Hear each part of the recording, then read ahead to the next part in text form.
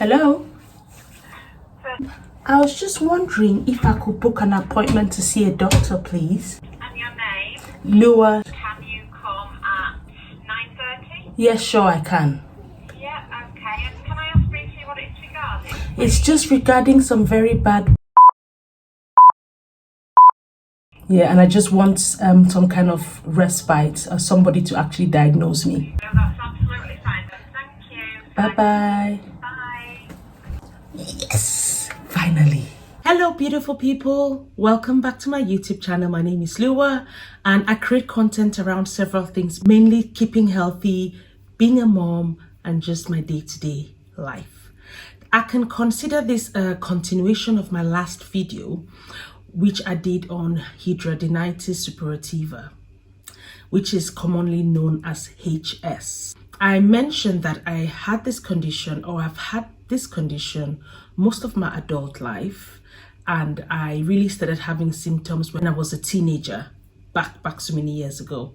I did not really know that this condition had a name. That first video, I did not really go into so much detail. It was just to raise awareness and to kind of stop stigmatization of health conditions generally. This video might be two parts. I have a feeling it might be too long for one video, but I'll try to condense it and I'll insert bits. What this video is going to show you is how I came to this point without any formal diagnosis. That's why I titled this video, Living with an Incurable Condition with No Actual Tests to be Done. It's a bit contradictory because I decided to go on this journey to kind of find out exactly if there was a particular blood test I could do that will make it more certain for me to know if I had HS or not. Unfortunately, I have been going through this process for almost 2 months. The first day I finally got in touch with my GP after trying, if you live in the UK, you know that it's so hard to get a doctor's appointment. After trying for weeks because it was not an emergency, whenever I called and I finally got through, although I was in pain and I felt like it was an emergency, it wasn't really classed as one. And this particular day, I called persistently from 8 o'clock and I was given an appointment for the next week, and I'll let you watch and see. It's quite emotional seeing the doctor. On my first appointment face to face, he examined the spots and I'll let you watch that.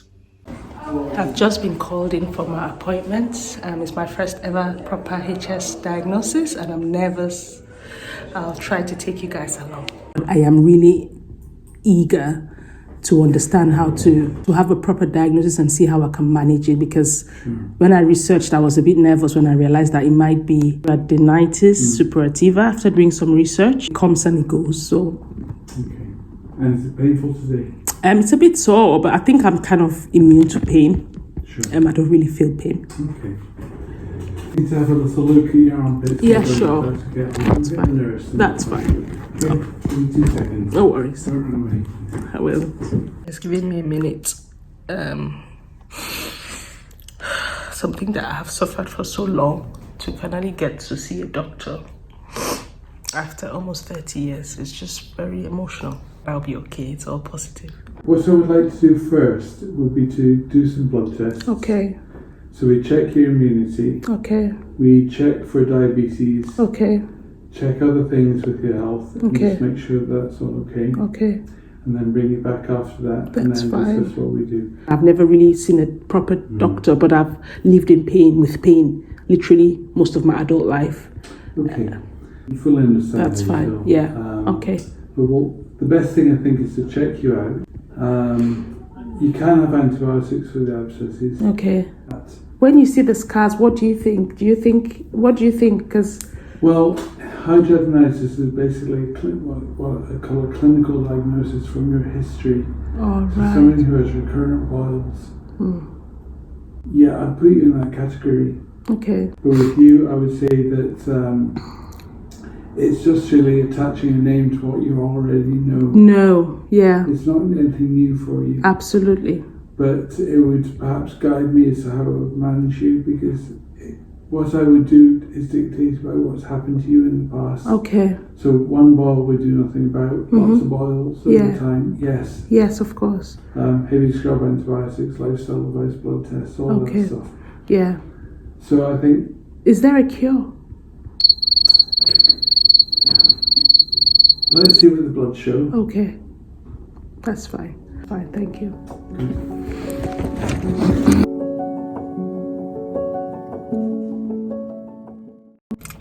Hey guys, just giving you guys an update. This is almost 4 days after my blood test, my first set of blood tests. And if there's anybody watching, the worst thing that can happen to you is if you go to do a set of tests, because I had quite a few tests to do, in fact everything. Once we finish this bit and I talk about more details, I'll tell you guys what test I was made to have. And then the worst thing is when you have a message to say you need to do more. It's nerve-wracking, I must say that. I feel very anxious right now. I feel a bit out of breath, especially if it opens a can of worms on certain things that you were hoping was never discovered, because you never know. Sometimes you want to live in ignorance and bliss. But to cut the story short, I have just been to the doctors. That's why I'm still wearing my mask, because apparently COVID is coming back. And I have been given a next set of tests to do. In fact, my appointment is in 30 minutes. One was a fasting one. We all know what that means, but I don't want to preempt. And I've got a few other investigations. So as usual, I plan to be very open and to document the findings, my journey, and hopefully a solution to the condition that I've had. Just keep watching, and hopefully my test, nothing negative comes out. So I'll see you guys when I have the next update. So after that, the next stage now was for me to wait for the blood test. Is that Miss? That's correct, yes. Hi, is Dr. Hi. Hi, are you okay there? I am. Perfect. We've got some blood results. Just a quick one. I noticed you had a chat with Dr. No. Yes, I did. A bit of problem with boils, and so he'd organised a spot test. It's your blood count, I think, showing that you may just have an element of iron deficiency anemia, but we checked your ferritin level, and that's normal. Blood cells are slightly smaller than a normal size. Okay. But these all can be related to the background problem, really.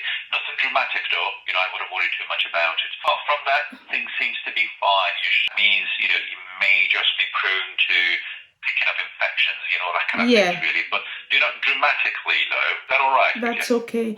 The main reason why I did this test was just to see if I actually had Hidradenitis Suppurativa. Is there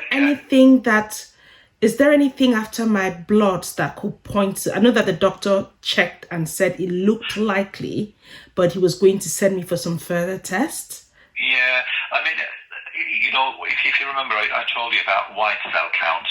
Those defend us against infection. Yeah. Because your white cell count number is a little bit on the lower side, that can make you prone to catch an infection. Okay. So partly it could be that. But there's no separate diagnosis that could point, because the boils are not just random anywhere. They're under my armpits, sometimes my groin, and under my bra area. So what I'm saying is that there is no test that could have run that could say you definitely have this condition. This is what I'm trying to understand, because I've suffered with that for 30 years. You've explained that my blood count could point to maybe because of sickle cell carrying and I'm more prone to infections, which is very, very understandable. What I'm saying is there's no test that I could have, because having infections and having boils in particular places for almost 30 years is slightly different, in my naive opinion. Please correct me if I'm wrong. So what I wanted to understand is, how do I manage it? If I'm having boils because my immune is low, how do I stay boosted? And that's the difficulty. I mean, I told you, just the number of white cells are a little bit on the lower side. Oh, what you're saying is that there's no test that could identify if I just had hidradenitis. Is that what you're saying? There's no. No, you can't really have any tests that just Oh, confirmed that right. you had hidradenitis. No, it's just a clinical diagnosis. Oh, really. right. So when you see that, the sweat glands are infected in a certain area, the armpits and the groins, that kind of, these are the area that you get, then you diagnose with the hidradenitis. Right. So there is no test that you can run just to say that definitely it is or it's not. Okay. All right. All right. First, doctor, you've seen the clip, explained to me that definitely the signs looked like it was HS, but there was something he said to me. He said, the condition that you've had will not get any difference even if it had a name to it. And I found that statement very poignant, because very true that I have had this condition, I've managed it, I've lived with it, it's not gotten worse, it hasn't gotten better, but I lived with it without knowing that there was a name. And the doctor said it would, even if we had a diagnosis for HS, it would not change your symptoms. And I was thinking, why am I doing this then? But I'm doing this for myself. I'm doing this because loads of other ladies and men, people who've suffered from this condition, I've actually had surgery when things were bad, like when I was in my mid-20s, when I was, at that age, and late 20s or late teens, they actually ended up with surgery and they're feeling much better.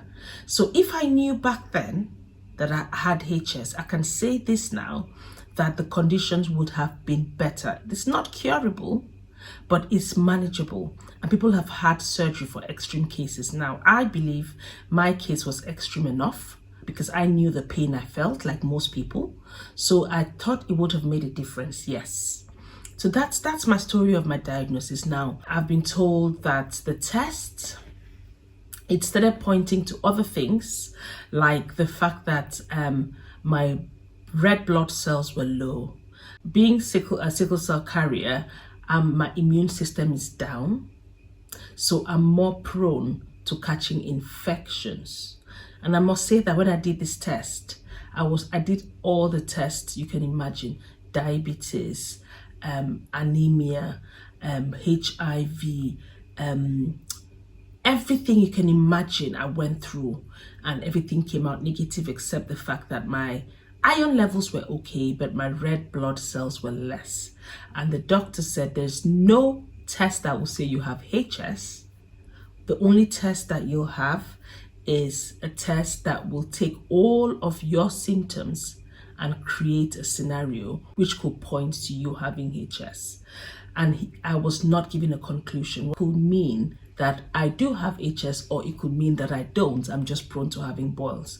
I find that a bit, I don't know, but that's my story. I have stopped dairy completely. I've gone dairy free, and I've not had any boils in over a month, and just see my progress. I'm also asking you guys if you have any remedies to lighten underarms or to deal with scars. I've seen a few, because there's this lady, I put her YouTube name, she has done a lot of videos on HS and helping people out. I'm going to carry on doing that, look after myself.